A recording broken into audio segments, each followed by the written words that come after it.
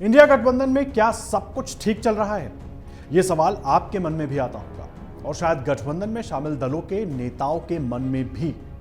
ये बात हम इसलिए कर रहे हैं क्योंकि पिछले दिनों में इंडिया गठबंधन के दूसरे दलों को लेकर कांग्रेस नेताओं की तरफ से जो बयान दिए गए वो कहीं ना कहीं ये संकेत तो दे रहे हैं कि एकजुट तो हो गए हैं, लेकिन अपने अपने अस्तित्व के लिए मतभेद और मनभेद दोनों ही हैं, उसे दूर नहीं कर पाए। कांग्रेस के अलग अलग नेता अलग अलग राज्यों में कभी सपा तो कभी टीएमसी को टारगेट कर रहे हैं। इसको समझाने के लिए एक ताजा बयान आपको सुनाते हैं। ये बयान है यूपी कांग्रेस अध्यक्ष अजय राय का, जो समाजवादी पार्टी पर हमलावर हो रहे हैं।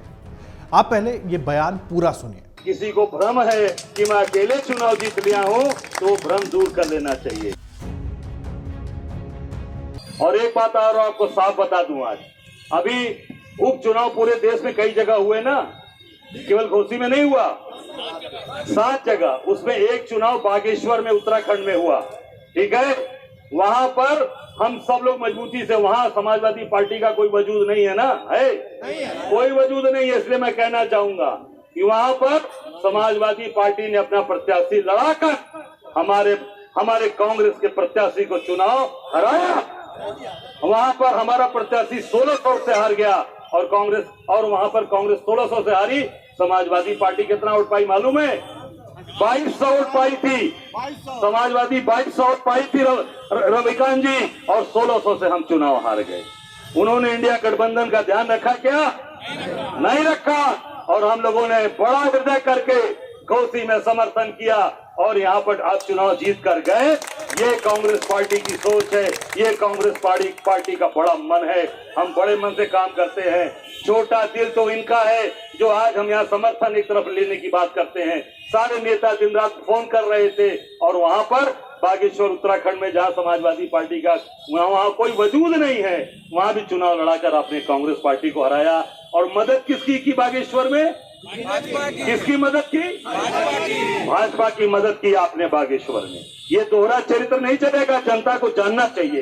इसलिए मैंने ये बात आप सबके सामने रखी। तो सुना आपने अजय राय का ये बयान, जो उन्होंने विधानसभा उपचुनाव के नतीजों को लेकर दिया था जब वो मऊ पहुंचे थे, और समाजवादी पार्टी को उन्होंने अपने इस बयान में बाकायदा नसीहत भी दे दी। और इसीलिए हम ये सवाल कर रहे हैं कि यूपी कांग्रेस अध्यक्ष अजय राय का ये बयान विपक्षी गठबंधन इंडिया पर भारी पड़ सकता है क्या?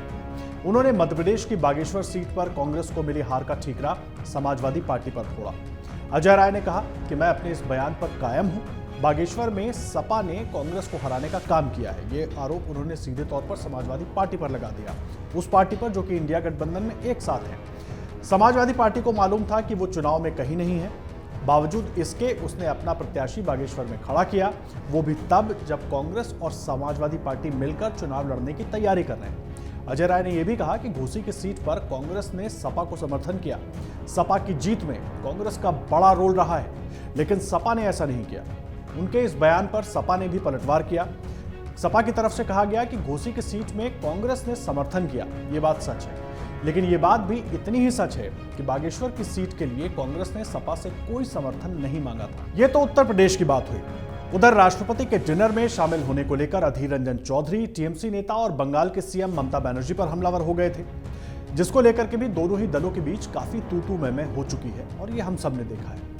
सवाल यह है कि अधीर रंजन चौधरी उधर पश्चिम बंगाल में ममता बनर्जी को टारगेट कर रहे हैं। इंडिया गठबंधन में अपने साथ रखने की बात हो रही है कांग्रेस पार्टी की तरफ से कि हम सब एक साथ हैं, एक साथ मिलकर चुनाव लड़ेंगे।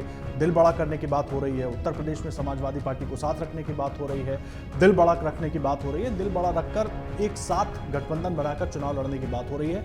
लेकिन इस बीच जो ये बयानबाजियां हो रही हैं, ये कई सवाल खड़े कर देती हैं। देखिए, सपा और कांग्रेस उत्तर प्रदेश में लोकसभा चुनाव इंडिया गठबंधन के बैनर तले लड़ने की तैयारी कर रहे हैं। शरद पवार के घर पर सीट शेयरिंग के लिए बैठक भी हुई, जिसमें कोऑर्डिनेशन कमेटी की बैठक हुई, जिसमें ममता शामिल नहीं थी क्योंकि वो विदेश में है।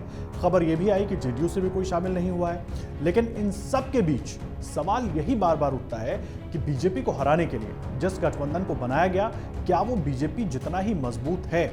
और ऐसे में सनातन जैसे मुद्दों पर विवाद जब होता है और उसके बाद सबका अलग अलग रुख होता है, तो वो भी कई सवाल खड़े कर देता है। बात होती है बड़ा दिल करके एक दूसरे का साथ देने की, ये बात तो हो रही है, लेकिन अपनी जगह ये बात ठीक भी है। लेकिन जिस तरह की बयानबाजियां हो रही हैं, उनसे यही लगता है कि सब यही सोच रहे हैं कि आखिर दिल हम क्यों बड़ा करें, सामने वाला दल जो है वो अपना दिल बड़ा करे हमारे लिए।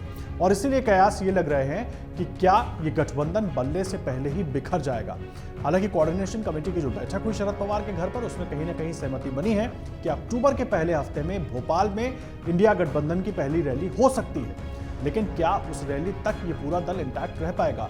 एक तरफ उत्तर प्रदेश में अजय राय समाजवादी पार्टी पर हमलावर हो रहे हैं, बागेश्वर में जिस तरीके से समाजवादी पार्टी ने अपना उम्मीदवार उतार दिया उसको लेकर, दूसरी तरफ अधीर रंजन चौधरी खुद पश्चिम बंगाल से आते हैं, वो ममता बनर्जी पर हमलावर हो रहे हैं। सवाल ये है कि आखिर ये इंडिया गठबंधन के अंदर ही एक अलग राजनीति क्यों चल रही है? मतभेद और मनभेद की तो बात हो रही है, लेकिन कैसे होगा?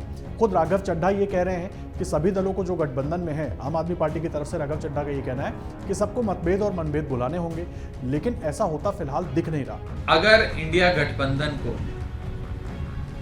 तमाम नेता, राजनीतिक दल और जनता भी सफल बनाना चाहती है, जो कि सफल होगा, निश्चित तौर पे होगा, तो सबको 3 चीजें त्यागनी होंगी: मनभेद, मतभेद और महत्वाकांक्षा।